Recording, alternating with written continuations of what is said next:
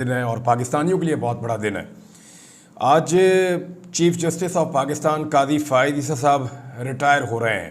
उनके chief justice बनने से पहले मैंने कहा था कि वो चीफ जस्टिस बनने से पहले मुतनाज़ हो चुके हैं और पाकिस्तान की सियासी जमातों ने, ख़ास तौर पे नून लीग ने उन्हें डेलिबरेटली मुतनाज़ किया था।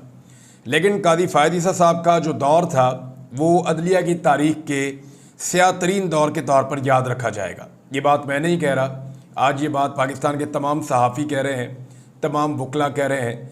बहुत बड़ी तादाद में पाकिस्तानियों में, अगर आप कहीं पे भी बल्कि एक सर्वे मैं करवाऊँगा कल के वीलॉग में, आपको बताऊँगा कि जो शाम वाला वीलॉग आएगा उसमें आपको बताऊँगा कि पाकिस्तान के लोगों ने इस पर क्या राय दी है।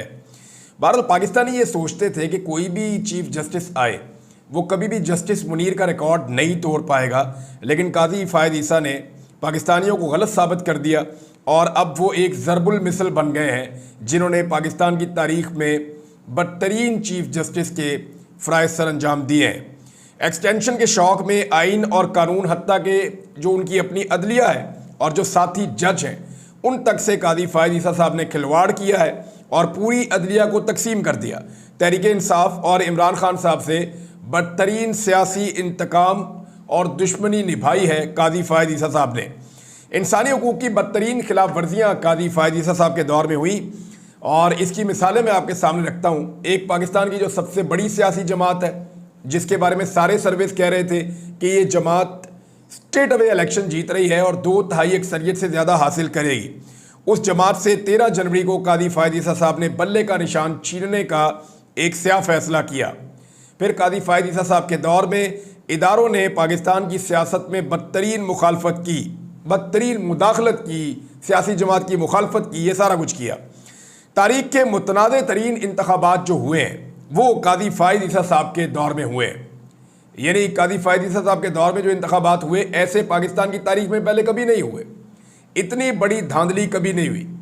यानी जो पाकिस्तान टूट गया था जब 1971 में, तो उन इलेक्शन में भी धांधली ऐसे नहीं हुई थी जैसी धांधली इमरान खान के खिलाफ की गई।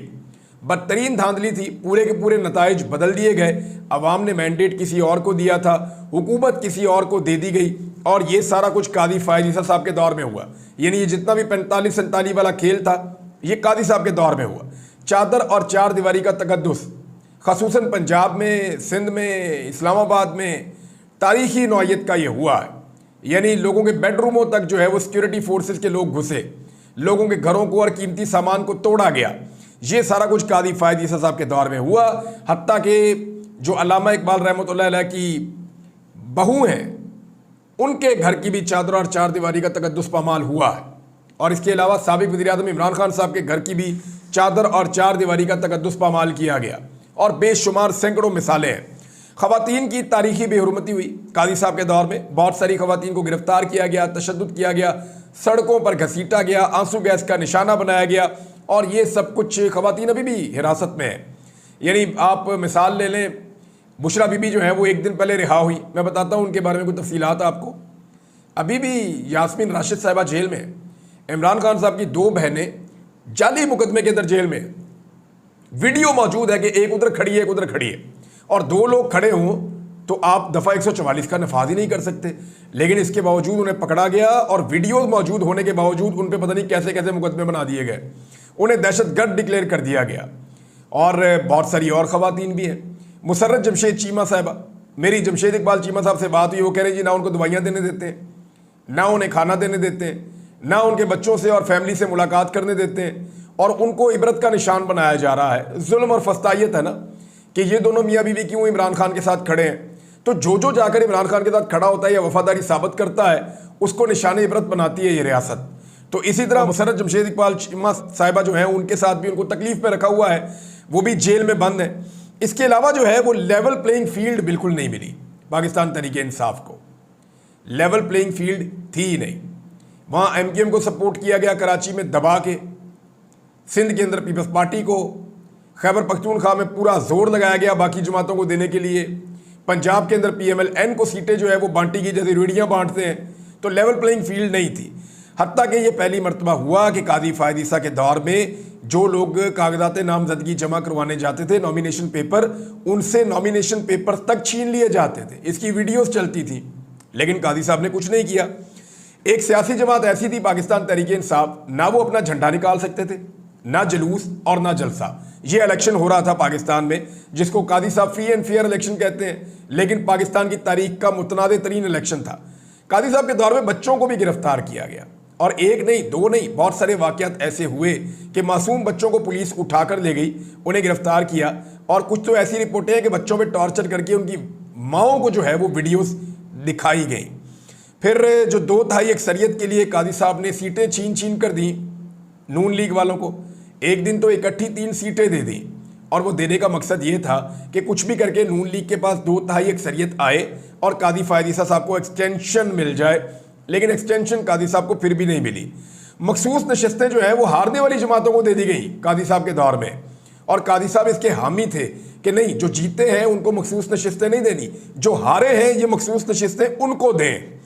और कादी साहब के बयानात से उनके पूरे टन्योर में ये पता चलता रहा कि उनके अंदर कितना बुग़्ज़ है और कितना गुस्सा है इमरान खान से या उनकी सियासी जमात से।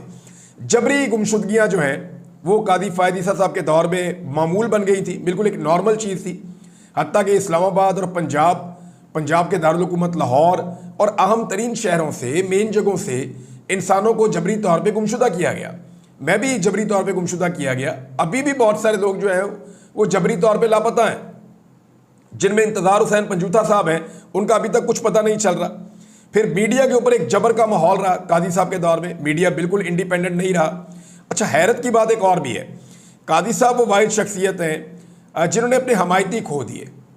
जब वो चीफ जस्टिस ऑफ पाकिस्तान की सीट पर बैठे तो होना तो ये चाहिए था कि वो अपने काम से अपने हमायतियों की तादाद में इजाफा करते, मगर जितने भी सहाफ़ी और वकला कादी साहब के हमायती थे वो सारे कादी साहब के खिलाफ हो गए, क्योंकि कादी साहब ने काम ही ऐसे किए थे। फिर अरशद शरीफ साहब का केस है, हमारे लिए तो बहुत बड़ा इशू है, उसमें बिल्कुल इंसाफ फराम नहीं किया। और इसके अलावा जो है जिसने भी कादी साहब पे एहसान किया, मिसाल के तौर पे मंसूर अली शाह साहब को आप ले लें, उन्होंने कादी साहब के ऊपर एहसान किया, लेकिन कादी साहब ने उनके खिलाफ इकदाम किए। इद्दत जैसा घटिया केस एक साबिक वज़ीर आज़म पर और उनकी अहलिया पर चलाया गया, लेकिन कादी साहब के कान पर जूं तक ना रेंगी। सियासी कारकुनों की रिकॉर्ड गिरफ्तारियां हुई और उन पर बदतरीन तशद्दुद हुआ। साथी जजों ने खत लिखकर कादी फायद ईसा साहब को कहा कि जनाब हमारे साथ बहुत ज़्यादती हो रही है, हमें हरासा किया जा रहा है, मगर कादी साहब को होश नहीं आई। पार्लियामेंट में जाके कादी साहब बैठ गए जनाब, और अपने मनसब को काफ़ी डिग्रेड किया, और जाते जाते भी 63A का जो एक फ़ैसला था उसकी मनचाही नज़रसानी की, मनचाहा बेंच बनाकर एक सदारती ऑर्डिनेंस के बाद, और उसके नतीजे में पाकिस्तान में जो जुल्म और फस्तायत का बाजार गर्म हुआ, जो हॉर्स ट्रेडिंग के लिए मंडियां लगी, वो भी कादी फायद ईसा साहब को इसका क्रेडिट जाता है।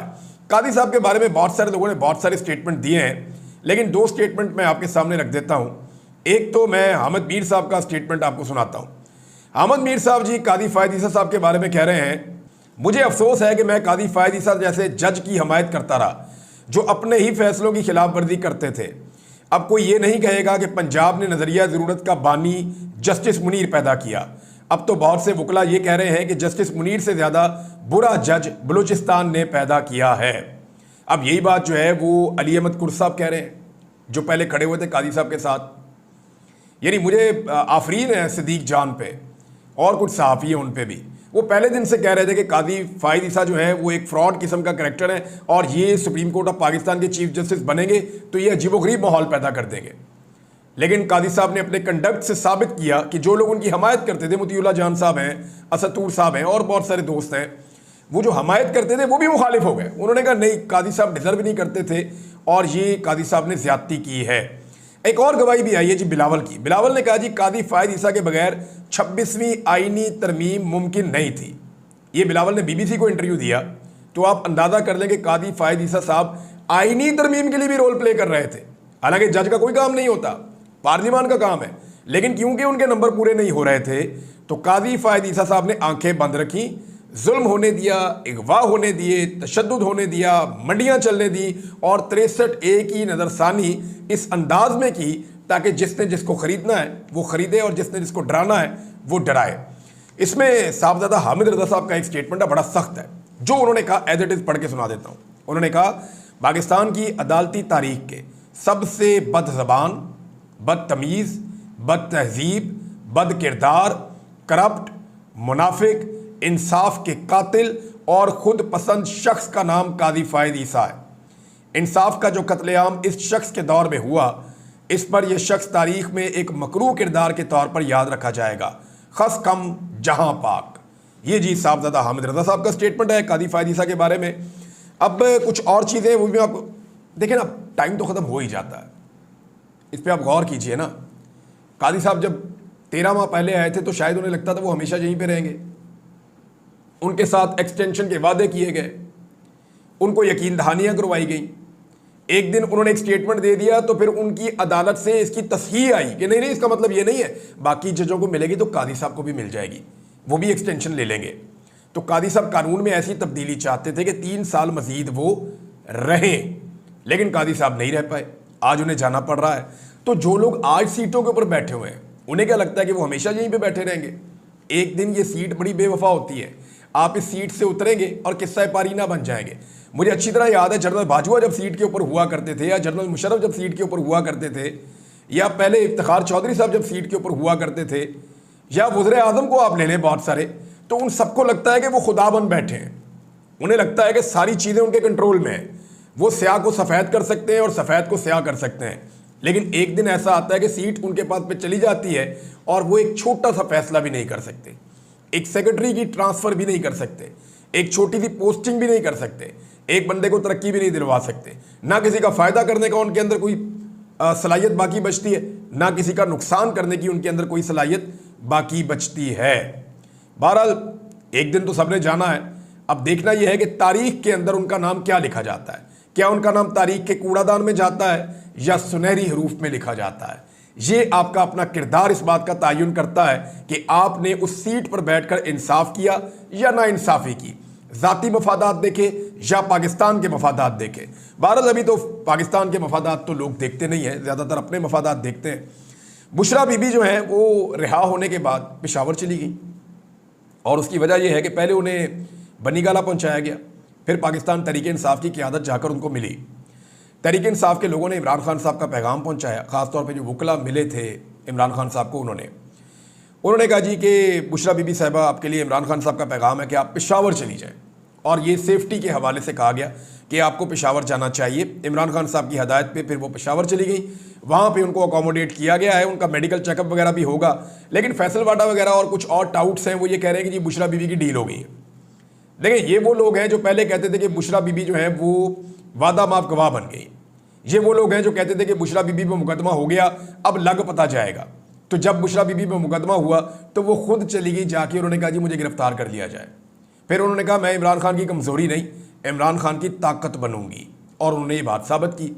अब डील का जो लोग बात कर रहे हैं वो क्यों कर रहे हैं? देखें, डील की बात वो इसलिए कर रहे हैं कि वो इस ख़ानदान से लड़ते लड़ते लड़ते लड़के थक गए हैं, और अब उनके अंदर मज़ीद लड़ने की सकत बाकी नहीं है, क्योंकि ज़िल्लत ही बहुत है इस काम के अंदर कि आप औरतों से लड़ते हैं, आप लोगों को कैदी बनाते हैं, आप लाकानूनियत करते हैं, फस्तायत करते हैं, जुल्म और जबर का सहारा लेते हैं, तो इसमें इज्जत तो नहीं मिलती। अब अगर इमरान खान ने डील ही करनी होती तो इलेक्शन से पहले करता, ताकि इलेक्शन में उसकी हुकूमत बने, या वो इलेक्शन हारने के बाद डील कर देता कि ठीक है अब मेरा मोराल डाउन है, मैं डील कर रहा हूँ। या इमरान खान साहब बजट के मौके के ऊपर एक उनको अपॉर्चुनिटी थी, वो तब डील कर देते। IMF के मुआहदे के ऊपर बड़ा मौका था, वहाँ डील कर देते। या जब आईनी तरमीम हो रही थी उसमें डील का मौका था, वहाँ डील कर देते।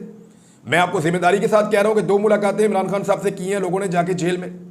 इमरान खान साहब को ऑफर्स दी गई हैं, उन्हें जो ऑफर्स दी गई हैं, मुझे आज मेरे एक सोर्स ने बताया कि इमरान खान साहब को ये ऑफर्स दी गई थी जेल के अंदर कि हम आपको फैसिलिटेट करते हैं, आप पाकिस्तान से बाहर जाना चाहते हैं तो अब भी आपके पास ये ऑप्शन मौजूद है, हम आपको जेल के अंदर भी फैसिलिटेट कर सकते हैं, अस्पताल में भी फैसिलिटेट कर सकते हैं, हम आपके साथ टाइमलाइन तय कर सकते हैं कि इतने अरसे में आप बाहर आ जाएंगे, हमारी चंद छोटी छोटी चीज़ें वो आप मान लें।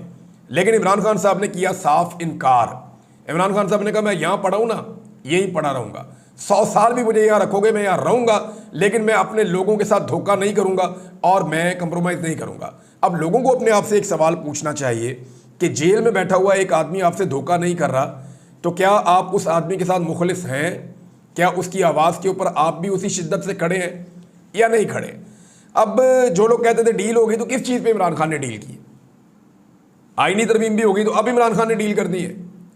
अगर इमरान खान ने डील की होती तो वो अपनी बेगम को बनी गाला या जमान पार्क भिजवाते कि उनको खतरा ना होता कि दोबारा उनकी बेगम के ऊपर शब खून मार के उन्हें गिरफ्तार किया जा सकता है। लेकिन इमरान खान साहब ने उन्हें पेशावर भिजवाया। इसका मतलब क्या है कि उनकी कोई डील नहीं हुई। अब उनकी बहनों का जो है मुकदमा ही कोई नहीं है। उन्होंने आज हर हाल में आज़ाद होना है। अब इसको भी डील का तासुर दिया जाएगा।